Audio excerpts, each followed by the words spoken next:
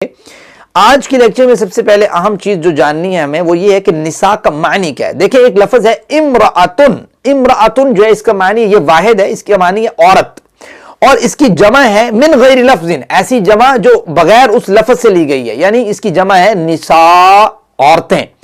تو عورتوں کے متعلق اس میں اہم مسائل اور اسلام نے جو عورتوں کو تحفظات دی ہیں وہ اس صورت میں اللہ تعالیٰ نے ایڈریس کیے ہوں گے۔ obvious بات ہے جو اس کے معنی اور اس کے لفظ سے سمجھ آ رہی ہے۔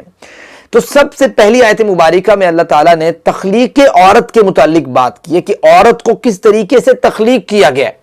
اور پھر اسی کے ساتھ اللہ تعالیٰ نے تخلیق عورت کے ساتھ جو ہے وہ تخلیق نوع انسانی کہ نوع انسانی کی بڑھوتری جو ہے وہ اللہ تعالیٰ نے کس طرح ممکن بنائی ہے اس کے متعلق اللہ تعالیٰ نے بات کی ہے، جہاں پہ اللہ تعالیٰ نے سب سے پہلے نساء کا لفظ استعمال کیا، وہ آیت نمبر 1 میں اللہ تعالیٰ نے استعمال کیا ہے۔ اس بارے میں سب سے اہم چیز جو سمجھنی ہے وہ یہ ہے کہ دیکھیں آدم علیہ السلام کو تو اللہ تعالیٰ نے اپنے ہاتھوں سے بنایا ہے، اللہ تعالیٰ نے خود تخلیق کی ہے۔ اگر اس چیز کو ہم پڑھنا چاہتے ہیں اور اس کا ثبوت چاہتے ہیں اور کوئی اس بارے میں انٹرسٹڈ ہے تو قرآن کریم کے بہت سے مقامات اس کی آگہی فراہم کرتے ہیں، اور حدیث مبارکہ کا مجموعہ بھی اس کی اہم جو ہے نا اس کی جو ہے انفارمیشن ہمیں دیتا ہے۔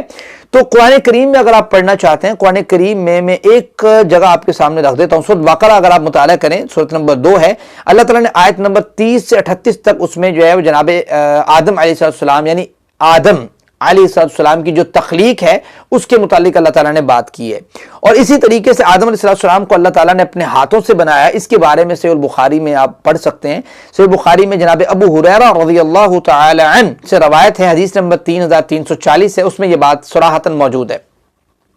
عورت کی تخلیق کیسے ہوئی، اس کی تخلیق کو جاننے کے لیے ہمیں سورۃ النساء ورس نمبر 1 سورۃ نمبر 4 کا مطالعہ کرنا۔ اللہ تعالیٰ فرماتے ہیں یا ایھا الناس، اے لوگو، اتقوا ربکم، اللہ تعالیٰ کا تقوی، اللہ کا خوف اپنے دل میں اختیار کرو۔ الذی خلقکم من نفس واحدہ، اللہ وہ ذات ہے جس نے تمہیں ایک جان سے پیدا کیا، یعنی جناب آدم علیہ السلام کو اللہ تعالیٰ نے اپنے ہاتھوں سے بنایا، پھر اس جان سے اللہ تعالیٰ نے پیدا کیا۔ فرمایا وخلق منھا زوجھا، ایک جان کو پیدا کیا جناب آدم کو، وخلق منھا زوجھا، پھر اس سے، اس جان سے یعنی آدم سے پھر اللہ تعالیٰ نے ان کی بیوی کو بنایا جناب حوا علیہ السلام کو۔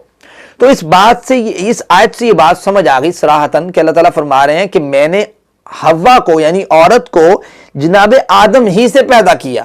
اب اگر حدیث مبارکہ کا آپ مطالعہ کرتے ہیں، جو حدیث جو ہے صحیح البخاری میں موجود ہے، تو اس میں یہ بات جناب ابو ہریرہ رضی اللہ تعالیٰ عنہ اس کے راوی ہیں، حدیث نمبر 3331 ہے، اس میں یہ بات صراحتاً موجود ہے کہ اللہ کے رسول صلی اللہ علیہ وسلم نے فرمایا کہ عورت کو جو ہے وہ پسلی سے پیدا کیا گیا ہے، اور پسلی میں سب سے ٹیڑھا حصہ جو ہے وہ اوپر والا حصہ ہوتا ہے، اور فرمایا کہ اگر تم اسے سیدھا کرنا چاہو گے تو توڑ بیٹھو گے، اور اگر اس سے فائدہ اٹھانا چاہو گے تو اس طرح فائدہ اٹھاؤ گے کہ اس میں برابر ٹیڑھا پن رہے گا۔ تو اس سے یہ بات سمجھ آتی ہے کہ حدیث مبارکہ سے یہ بات سمجھ آ گئی کہ اللہ تعالیٰ نے جناب آدم کی بیوی عورت یعنی جناب حوا علیہ السلام کو آدم علیہ السلام سے پیدا تو کیا، جو قرآن کریم سے صراحت موجود ہے۔ پیدا کس سے کیا؟ اللہ تعالیٰ نے پسلی سے پیدا کیا۔ اب پسلی سے کیسے پیدا کیا، اس کی کیفیت کیا ہے، یہ نہ تو قرآن کریم میں موجود ہے اور نہ ہی حدیث مبارکہ نے اس کی توضیح کی ہے۔ تو اس کی توضیح کے لیے ہم صرف قرآن کریم کی اس آیت کو اپنے ذہن میں رکھ سکتے ہیں جو سورۃ یاسین میں موجود ہے۔ اللہ تعالیٰ فرماتے ہیں، سورۃ یاسین کی آیت نمبر 82 ہے، انما امرہ اذا اراد، کہ جب بھی کسی کام کا اللہ ارادہ کرتا ہے، شیئن، وہ کہتا ہے کن، ہو جا، فیکون، وہ کام ہو جاتا ہے۔ انما امرہ اذا اراد شیئا ان یقول لہ کن فیکون۔